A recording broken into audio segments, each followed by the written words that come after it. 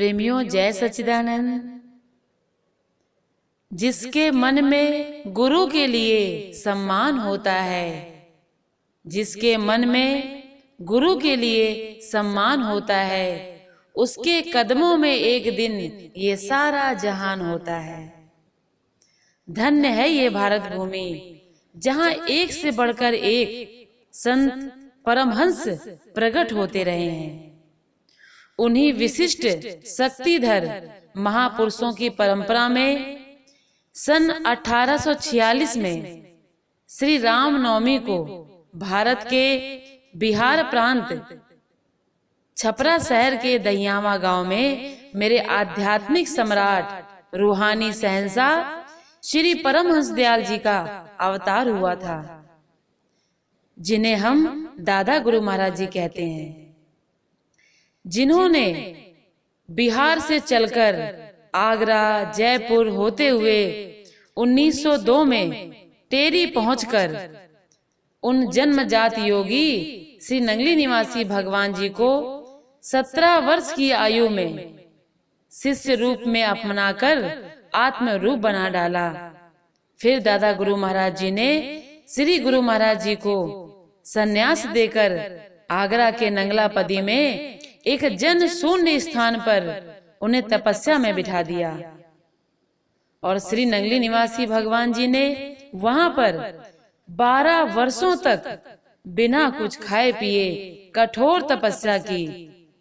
श्री गुरु महाराज जी की उच्च अवस्था और कठोर तप को देखकर दादा गुरु महाराज जी बहुत प्रसन्न हुए और अपना बहुत आशीर्वाद दिया।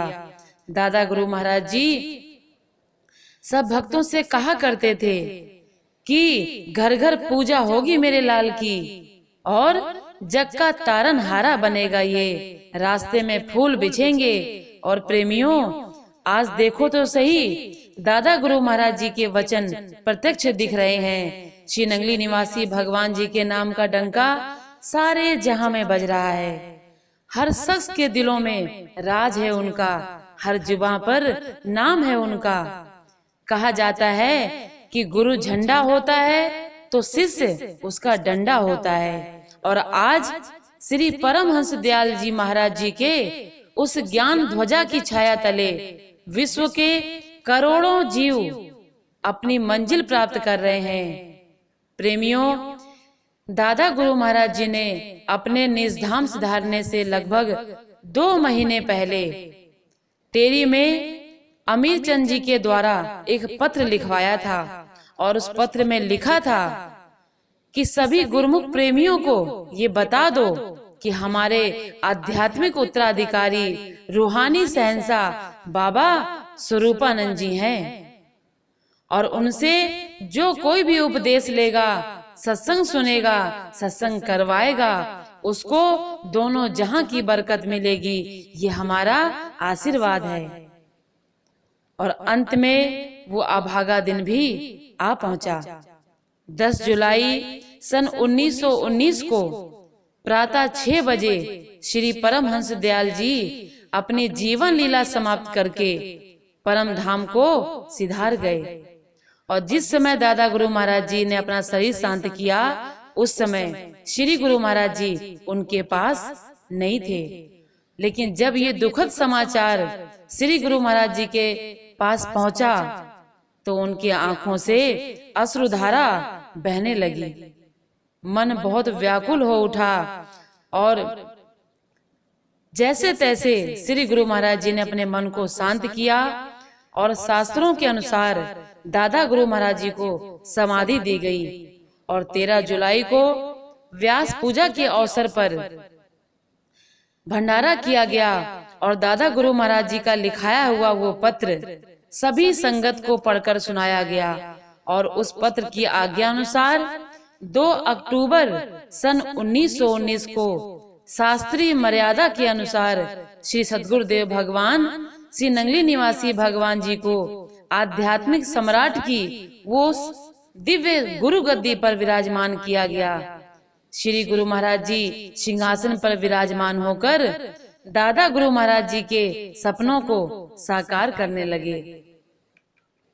प्रेमियों, श्री गुरु महाराज जी का मूल उपदेश कोई नया नहीं था। ये वही उपदेश था जो भगवान श्री कृष्ण ने अर्जुन को दिया है।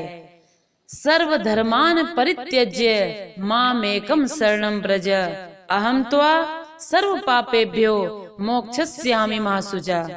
ऐ प्राणी, तू सभी धर्मों को छोड़कर अर्थात संपूर्ण कर्मों के आश्रय को त्याग कर केवल एक मुझ सच्चिदानंद घन भगवान की शरण में आ जा। मैं तुझे संपूर्ण पापों से मुक्त कर दूंगा, तू शोक मत कर। प्रेमियों, बस एक बार श्री सद्गुरुदेव भगवान की शरण में आ जाओ, जीवन की सभी उलझने सुलझ जाएंगी। जब से सतगुरु को अपना बनाया, हमको कोई कमी ना रही है। प्यार ही प्यार सबको मिला है, जब से सतगुरु शरण में हूँ आया। सारे जंजाल जीवन के छूटे, जिंदगी में कोई गम नहीं है। जब से सतगुरु को अपना बनाया, हमको कोई कमी ना रही है। जय सच्चिदानंद।